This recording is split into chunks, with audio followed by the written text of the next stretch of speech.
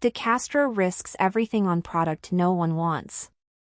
The brief absence of Jose Chille DeCastros from his near-daily 3-hour anti-police broadcasts has been both a blessing and a curse to those stuck indoors at the start of February, as DeCastro has apparently turned his focus to producing materials for this constitutional law scholar game, leaving his fans without a hero and his foes without someone to relentlessly mock.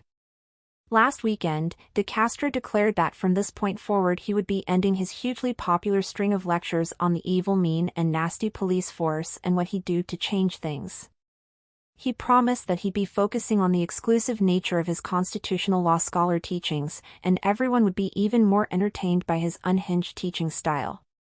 Then he held 2 or 3 more anti-police live streams for good measure because no more means no more unless the pigs are really oinky and there's bucks to be made. He apparently needed those bucks, as DeCastro announced in late January that the minimum order for the print shop to commit to print his Trivial Pursuit for the 2020s is 10,000 units. We are reminded of the thousands and thousands of unwanted 5A cop cards that DeCastro has been stuck with over the past 2 years. Along with the batch that contained a simple misspelling that he didn't bother to catch before printing, costing him even more money. Also still in memory are the batch of indestructible trifolds with the numerous misspellings, typos, lack of logic and chillisms that would never hold up in court. But that's digressing. DeCastro is about to sink his nest egg into a product that has not been play-tested, that is 1,000 times more complex than the 5A cop cards and frankly, may make or break the inventor of the jock sock. Viewers in the ReallyCoolNews Discord server were able to note significant misspellings in just the 40-foot board that DeCastro claims is a piece of the game. There were more bad signs by midweek when he attempted to actually teach a video lesson for constitutional law scholar. His fans tuned out in droves as his actual teaching in the weakest part of DeCastro's persona. Most of his facts were easily disprovable with a simple Wikipedia check.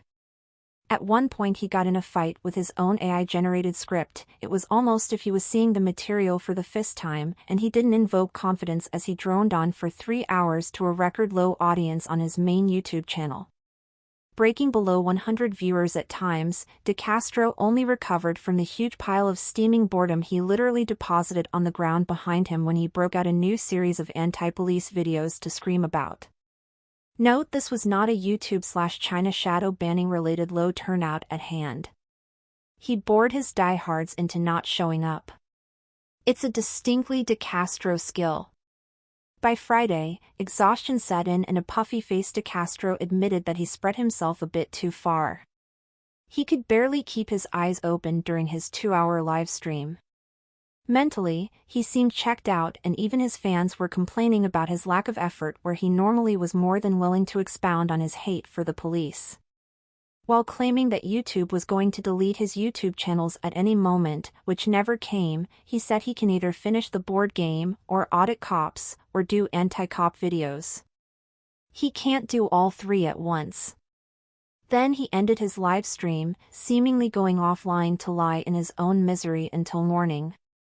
Constitutional law scholar has gone from almost complete and pre-orders last week, to a never-ending delay while the burnt-out DeCastro works on life. He's expected to live stream again on Sunday, February 2nd, 2025.